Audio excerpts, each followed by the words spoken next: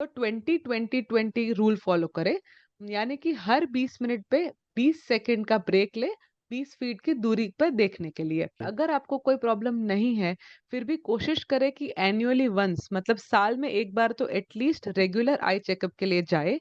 नमस्कार, आप सभी का स्वागत है हमारे आज के पॉडकास्ट में। हमारे आज के पॉडकास्ट का विषय है स्क्रीन टाइम, यानी कि मोबाइल और लैपटॉप पे जो स्क्रीन होती है उसके सामने लोग बैठे रहते हैं, उससे आँखों पर क्या प्रभाव पड़ता है, उन सब की चीज़ों के बारे में जानेंगे हम।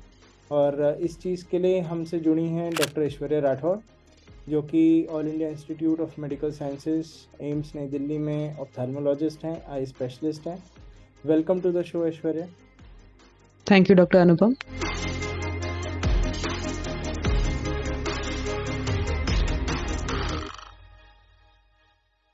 तो ऐश्वर्या, हम पहला सवाल आपसे ये पूछना चाहेंगे कि स्क्रीन टाइम क्या होता है और इसके क्या-क्या दुष्प्रभाव एक व्यक्ति पर होते हैं अगर वो लंबे समय तक मोबाइल और लैपटॉप को यूज़ करता है?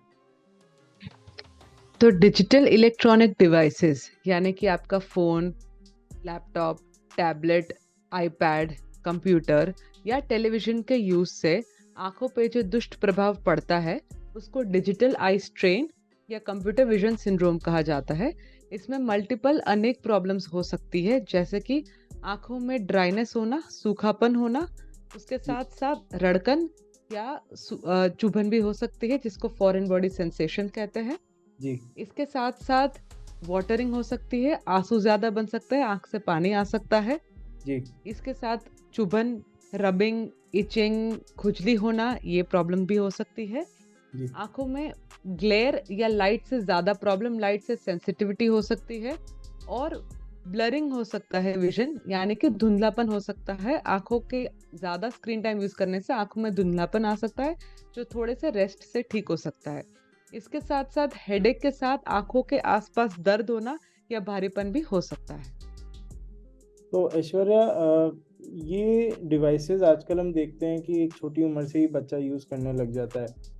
तो जो छोटे बच्चे हैं, उनकी आँखों पर क्या इन डिवाइसेज़ का कुछ अलग से दुष्प्रभाव होता है?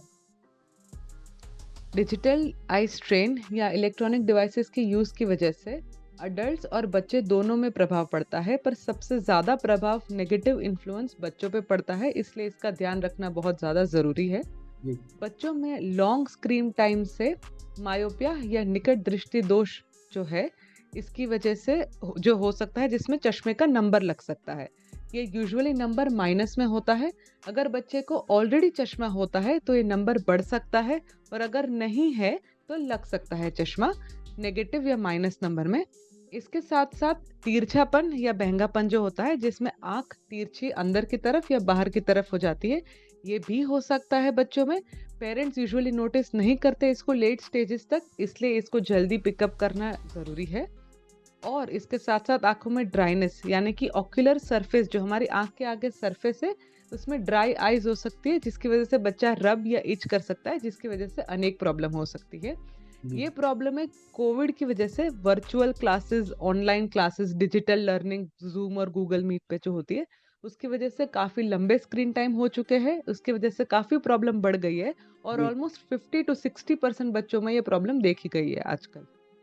तो यदि कोई बच्चा और उसके घर के कोई सदस्य ये पॉडकास्ट देख रहे हो, तो उनको ये जानना बहुत ज़रूरी है कि लंबे समय तक मोबाइल और लैपटॉप का इस्तेमाल बच्चों की आँखों पे बहुत दुष्प्रभाव डालता है और ऐसा करना सही नहीं है। और यदि कोई बच्चा कोई कंप्लेंट दे रहा है कि बार-बार उसको खुजा रहा है, बार-बार बोल रहा है आँखों में चुभन हो रही है, इस टाइप की कोई चीज़ बता रहा है, या दृष्टि का कोई प्रॉब्लम बता रहा है कि मेरे को दिखाई देने में समस्या है, तो उसका आई स्पेशलिस्ट से चेकअप ज़रूर कराना चाहिए। तो ऐश्वर्या, अगला सवाल मैं ये पूछूँगा कि जो लोग इस प्रोफ़ेशन में हैं, उनका व्यवसाय ऐसा है कि उनको लंबे समय तक मोबाइल और लैपटॉप का इस्तेमाल करना पड़ता है, वो इससे नहीं बच सकते। तो वो जी। लोग इसके दुष्प्रभावों को कैसे कम कर सकते हैं? क्या सावधानियाँ बरत सकते हैं? जैसे कि कंट्री का डिजिटलाइजेशन हो रहा है, वैसे ही वर्क और जॉब्स ऐसे हो रहे हैं जिसमें स्क्रीन टाइम ज़्यादा यूज़ करना पड़ रहा है। आपकी बात बिल्कुल सही है। तो इसके लिए कुछ सावधानियाँ हैं, कुछ सॉल्यूशंस हैं जो प्रैक्टिकल है, जो हम यूज़ कर सकते हैं, जिसकी वज़ह से जो दुष्प्रभाव है वो कम हो सकता है। जी, फर्स्ट जो आप जहाँ पर बैठे हो, जहाँ आपका वर्क स्पेस है, उसका लाइट ब्राइट होना चाहिए। आप वेल लिट रूम में बैठे और इसके जी, साथ-साथ आपकी स्क्रीन की ब्राइटनेस मैच होनी चाहिए ताकि आँखों पे स्ट्रेन ना पड़े।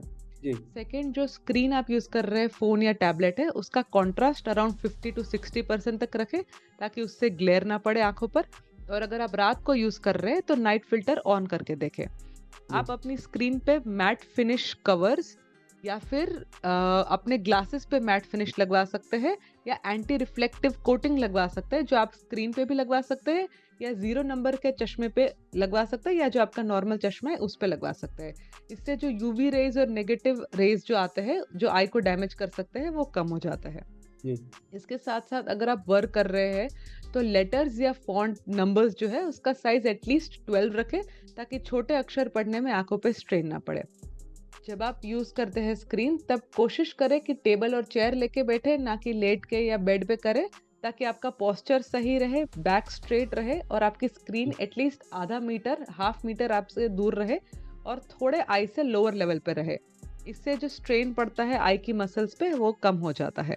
जी, इसके साथ-साथ कोशिश करें कि जब भी आप लॉन्ग आवर्स, लंबे घंटे तक, लंबे समय तक यूज़ करते हैं स्क्रीन, तो 20-20-20 रूल फ़ॉलो करें। यानी कि हर 20 मिनट पे 20 सेकंड का ब्रेक लें, 20 फीट की दूरी पर देखने के लिए। आपकी विंडो या दरवाजे से बाहर दूर देखें, कोई पेड़ की तरफ, या आँख बंद कर लें, एटलीस्ट 20 सेकंड के लिए जब आप नियर विज़न काम कर रहे हो, स्क्रीन यूज़ कर रहे हो लंबे समय तक। ये 20-20-20 रूल याद रख सकते हैं। इसके अलावा आपका जब आप स्क्रीन यूज़ करते हो तो पलक झपकने का टाइम, मतलब कि ब्लिंक रेट जिसको कहा जाता है, वो कम हो जाता है। नॉर्मल 12 टू 15 होता है पर मिनट, लेकिन स्क्रीन यूज़ के टाइम पे 5 से भी कम हो जाता है। तो कोशिश करें मन से सोच के कि जितनी भी बार याद आए तब पलक झपकनी है, इससे आपको ड्राइनेस भी कम होगी और प्रॉब्लम भी कम होगी। जी, इसके बावजूद अगर फिर भी आपको ड्राइनेस हो रही है, तो आप आर्टिफिशियल टीयर्स का यूज़ कर सकते हैं दिन में 2 से 3 बार, या ठंडी सिकाई, यानी कि कॉटन या साफ कपड़े को ठंडे पीने के पानी में डाल के आग में उसको निचोड़ के आग के ऊपर रखें 5 से 10 मिनट, इससे काफ़ी राहत रहती है। जी, ये जो वर्क की वजह से जो आपका स्क्रीन टाइम है, कोशिश करें कि इसके अलावा जो एक्स्ट्रा स्क्रीन टाइम आप यूज़ करते हो सोशल मीडिया और वेब सीरीज़ के लिए, जो आजकल के बच्चे और एडल्ट्स यूज़ करते हैं, वो कम से कम रखने की कोशिश करें, जिसके लिए स्क्रीन ट्रैकिंग भी यूज़ कर सकते हैं, जिसमें अमाउंट ऑफ टाइम दिखाता है कि आपने स्क्रीन यूज़ करी है, जिससे कोशिश रहेगी कि ये सब एक्स्ट्रा जो टाइम यूज़ है स्क्रीन, वो कम हो जाए। जी, बहुत अच्छी सलाह दी है ऐश्वर्या आपने और मेरे ख़्याल में ये सलाह आज की डेट में सभी लोगों के लिए जो स्क्रीन से जुड़े कार्य में लगे हैं, उनके लिए इम्पोर्टेंट है।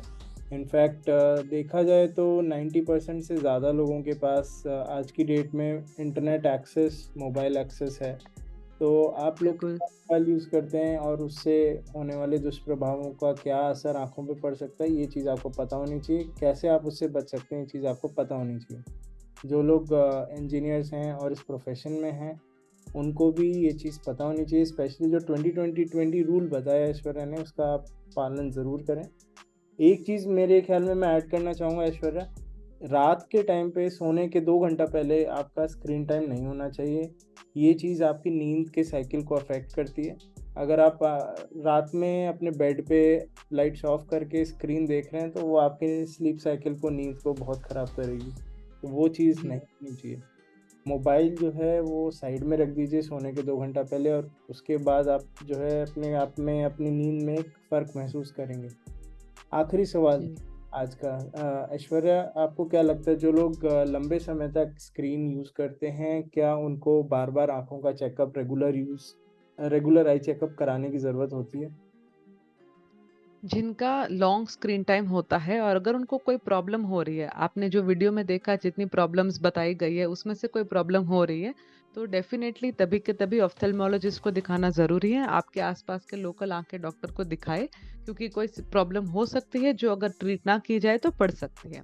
पर जी, अगर आपको कोई प्रॉब्लम नहीं है, फिर भी कोशिश करें कि एनुअली वंस, मतलब साल में एक बार तो एटलीस्ट रेगुलर आई चेकअप के लिए जाए। ये इसलिए ज़रूरी है क्योंकि 3 इम्पोर्टेंट चीज़ें हैं जो देखी जाती है। फर्स्ट, चश्मे का नंबर जिसको रिफ्रैक्शन कहते हैं हम, ये बहुत ज़्यादा ज़रूरी है स्पेशली बच्चों में, क्योंकि अगर ट्रीट ना किया गया तो नंबर बढ़ सकता है। रिफ्रैक्शन होमेट्रोपिन नाम के ड्रॉप डाल के किया जाता है। ये 4 बार डलती है 5-5 मिनट के गैप पे, जिसके बाद रिफ्रैक्शन होता है, जिसके हिसाब से नंबर दिया जाता है। जी। तो कोशिश करें कि बच्चों को साल में 1 बार एटलीस्ट रिफ्रैक्शन कराया जाए। साथ में स्क्विंट या बहंगापन का चेकअप भी हो जाता है, जो अगर ट्रीट अर्ली करे तो सिर्फ चश्मे से ट्रीट हो सकता है, वरना लेटर स्टेजेस में उसमें सर्जरी भी रिक्वायर्ड हो सकती है। और तीसरा और लास्ट है ड्राइनेस ऑफ द आई, जो कि बहुत ही कॉमन है स्क्रीन टाइम के साथ। नॉर्मल ड्राइनेस और माइल्ड ड्राइनेस जो होती है वो नॉर्मल आर्टिफिशियल टीयर्स या ठंडी सिकाई जो बताई गई है उससे ठीक हो सकता है। सिवियर ड्राइनेस के लिए आगे के ट्रीटमेंट ऑप्शंस भी ज़रूरी है, जिसके लिए आपको ऑफ्थल्मोलॉजिस्ट को दिखाना है। अगर ड्राइनेस हो रही है तो प्लीज़ जाइए, वरना 6 मंथली या ईयरली चेकअप आप करवा सकते हैं। और ओवरऑल आई हेल्थ के लिए नॉर्मल बैलेंस डाइट कंटिन्यू करें, अच्छा खान पान, फ्रूट्स एंड वेजिटेबल्स और नॉर्मल फिजिकल हेल्थ के साथ साथ आई की हेल्थ भी मेंटेन हो जाएगी। और अच्छी नींद, वो भी बहुत इम्पोर्टेंट है आँखों की साफ-सफाई और रख-रखाव के लिए। तो इसी बिल्कुल। नोट पर ऐश्वर्या, हम आपसे विदा लेंगे। Thank you so much for joining us. और थैंक यू सो मच। है कि हमारे दर्शकों ने आपसे बहुत कुछ सीखा होगा। Thank you so much. Thank you. दोस्तों, अगर आपको हमारे पॉडकास्ट अच्छा लगा तो इसको ज़्यादा से ज़्यादा लोगों से शेयर कीजिए और कमेंट्स में ज़रूर मेंशन करिए कि आप आगे के पॉडकास्ट किन विषयों पर चाहते हैं। बहुत बहुत धन्यवाद आपका।